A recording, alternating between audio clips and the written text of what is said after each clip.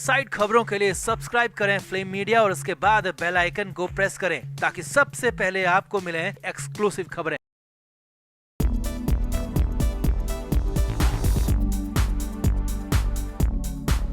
महाराष्ट्र की राजनीति में मची हुई उथल-पुथल कम होने का नाम नहीं ले रही। सरकार तो बन गई, मुख्यमंत्री पद की शपथ भी हो गई, मगर शिवसेना को लेकर घमासान मचा हुआ है। शिवसेना आखिर किसकी है, ये सबसे बड़ा सवाल बना हुआ है। अब विधायकों के साथ कई सांसद भी एकनाथ शिंदे के साथ खड़े हो गए हैं। पार्टी के कई बड़े नेता भी शिंदे ग्रुप में शामिल हो गए हैं और रोजाना ठाकरे वाली शिवसेना कमजोर होती जा रही है और शिंदे वाली शिवसेना मजबूत। इसी बीच सबसे बड़ी खबर ये है कि शिवसेना के राज्यसभा सांसद संजय राउत भी एकनाथ शिंदे के ग्रुप में शामिल होने जा रहे हैं। जी हां, उद्धव ठाकरे को एक बार फिर से बड़ा धोखा मिलने वाला है। खुद संजय राउत ने अपने मुंह से कहा कि उन्हें शिंदे की तरफ से ऑफर मिला है, तो मतलब ईडी की गिरफ्तारी से बचने के लिए अब राउत शिंदे ग्रुप में भी शामिल हो सकते हैं। तो क्या कुछ चल रहा है अंदर खाने? शिंदे ग्रुप में शामिल होने के बाद क्या संजय राउत ईडी की जांच से बच पाएंगे और किस तरह का ऑफर राउत को शिंदे की तरफ से मिला है, आपको बताते हैं सब। आप भी वीडियो को शेयर करें और कमेंट करके अपनी राय जरूर दें। तो कहते हैं ना कि मरता क्या नहीं करता, यानी कि जब मौत सामने खड़ी हो तो इंसान बचने के लिए हर असंभव कोशिश भी करने से पीछे नहीं हटता। तो इन दिनों वो ही हाल संजय राउत का भी है। सरकार तो गई, ईडी की पूछताछ जारी है, कभी भी गिरफ्तारी की तलवार लटक सकती है। प्रॉपर्टी भी सीज हो रखी है और दुनिया भर की बदनामी हो गई सो अलग। तो ऐसे में बचने का सिर्फ एक ही तरीका है और वो है सत्ता, पावर। अब उद्धव ठाकरे वाली शिवसेना में रहकर संजय राउत को ना तो सत्ता मिलेगी और ना ही पावर। इसीलिए भलाई इसी में है कि मौका देखकर संजय राउत को भी शिंदे के साथ आ जाना चाहिए। जी हां, बेहद हैरानी भरी खबर ये आ रही है कि संजय राउत शिंदे की शिवसेना में शामिल हो सकते हैं और इस खबर के आने के बाद तो महाराष्ट्र की राजनीति में एक बार फिर से भूचाल सा आ गया है। तो भले ही महाराष्ट्र में सियासी घमासान थम चुका है, एकनाथ शिंदे सीएम बन चुके हैं और शिवसेना नेता उद्धव ठाकरे बैकफुट में आ चुके हैं, मगर इसी बीच शिवसेना नेता संजय राउत का चौंकाने वाला बयान सामने आया है। संजय राउत ने खुद अपने मुंह से कहा कि मुझे भी गुवाहाटी के लिए एक ऑफर मिला था, लेकिन मैं बाला साहब ठाकरे को फॉलो करता हूं और इसीलिए मैं वहां नहीं गया। जब सच्चाई आपके पक्ष में है तो डर किस बात का? तो संजय राउत ने खुद अपने मुंह से स्वीकार किया कि उन्हें गुवाहाटी में आने का ऑफर मिला था, लेकिन उस वक्त वो इसलिए नहीं गए क्योंकि सच्चाई उनके पक्ष में उन्हें लग रही थी। लेकिन अब तो उद्धव ठाकरे की सरकार जा चुकी है, उद्धव ठाकरे मुख्यमंत्री पद से रिजाइन दे चुके हैं। तो इसका मतलब क्या ये है कि अब संजय राउत उस ऑफर के बारे में विचार कर रहे हैं? सूत्रों की माने तो संजय राउत भले ही कह रहे हैं कि वो गुवाहाटी नहीं गए, मगर बहुत जल्द संजय राउत अपने पत्ते खोलेंगे और शिंदे के साथ शामिल हो जाएंगे। राजनीतिक विशेषज्ञों की माने तो संजय राउत ने अब तक ये बात क्यों नहीं बताई कि उन्हें गुवाहाटी में आने का ऑफर मिला था। वो जांच एजेंसी की बढ़ती सख्ती के बीच ऐसा बयान इसलिए दे रहे हैं ताकि शिंदे ग्रुप में जाने में उन्हें आसानी मिल सके, क्योंकि ये बयान पूरी तरह से बताता है कि राउत के मन में अब सत्ता का लोभ फिर से आ चुका है और वो भी शिंदे के साथ जाने के पूरे मूड में है।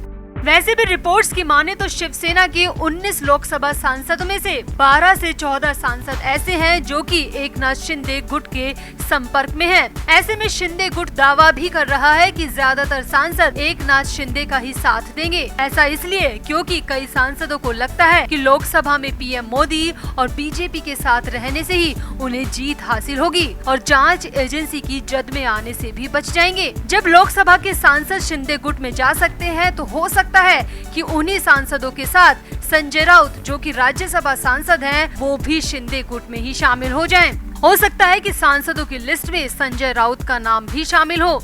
सूत्रों की माने तो राज्यसभा सांसद संजय राउत महाराष्ट्र की सरकार में अपनी 100% दखलंदाजी रखते थे और सत्ता का आधा पावर उन्हीं के पास था और अब पावर चली गई तो गिरफ्तारी से बचाने वाला भी कोई नहीं है। इसीलिए शिंदे ग्रुप में शामिल होकर बीजेपी से करीबी बढ़ाकर कम से कम गिरफ्तारी से तो बचा ही जा सकता है। तो आखिर चल क्या रहा है संजय राउत के मन में? क्या राउत वाकई में एकनाथ शिंदे के साथ जा सकते हैं? क्या एक बार फिर से उद्धव ठाकरे के साथ दगाबाजी होने वाली है? आपको क्या लगता है, राउत को मुसीबत में उद्धव के साथ रहना चाहिए या फिर मौका मिला है तो शिंदे के साथ पावर में आ जाना चाहिए, जिससे गिरफ्तारी भी टल जाएगी? आप भी अपनी राय कमेंट बॉक्स में जरूर दें और वीडियो को भी शेयर करें। तो 1 जुलाई यानी कि आज शिवसेना नेता Sanjay Raut money laundering case में प्रवर्तन निदेशालय के अधिकारियों के सामने पेश हुए। जांच एजेंसी ने राउत को 28 जून को समन भेजा था और 29 जून को बुलाया था, लेकिन संजय राउत के वकील ने जांच एजेंसी से पेश होने के लिए कुछ और वक्त मांगा था, जिस पर ईडी की तरफ से 1 जुलाई की तारीख दी गई थी और 1 जुलाई को संजय राउत अपनी पेशी के लिए पहुँचे।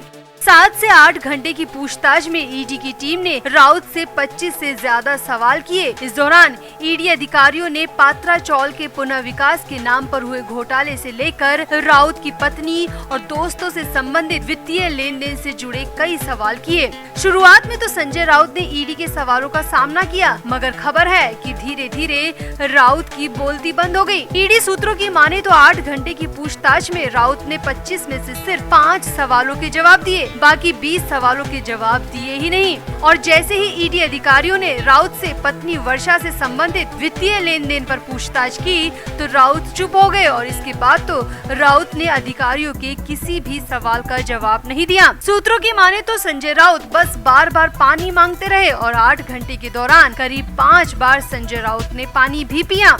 यहाँ आपको बता दें, ईडी संजय राउत की पत्नी वर्षा राउत का बयान दिसंबर 2021 में दर्ज कर चुकी है। राउत की पत्नी वर्षा राउत 1034 करोड़ घोटाले के मामले में गिरफ्तार पीएमएलए आरोपी प्रवीण राउत की पत्नी माधुरी की पार्टनर रह चुकी है। दोनों की पार्टनरशिप सिद्धांत सिस्कोन प्राइवेट लिमिटेड कंपनी में थी। इसी सिद्धांत सिस्कोन प्राइवेट लिमिटेड कंपनी से 55 लाख रुपए माधुरी राउत ने संजय राउत की पत्नी को बिना ब्याज के लोन के तौर पर दिए थे, जिससे संजय राउत की पत्नी ने दादर में एक फ्लैट खरीदा था, जो कि फिलहाल ईडी ने सीज कर रखा है। अब ईडी का पहला सवाल यही था कि क्या आप प्रवीण राउत को जानते हैं, जिस पर संजय राउत ने हाँ में जवाब दिया, क्योंकि मना करने की कोई वजह ही नहीं थी। ईडी के पास ऐसे कई सबूत हैं जिससे साफ है कि संजय राउत और प्रवीण राउत के पर्सनल और प्रोफेशनल दोनों तरह के रिश्ते रहे हैं। इसके बाद ईडी ने 4 और सवाल पूछे और इनके जवाब राउत ने हाँ और ना में दिए, मगर ईडी ने जैसे ही वर्षा राउत का जिक्र किया तो संजय राउत घबरा गए।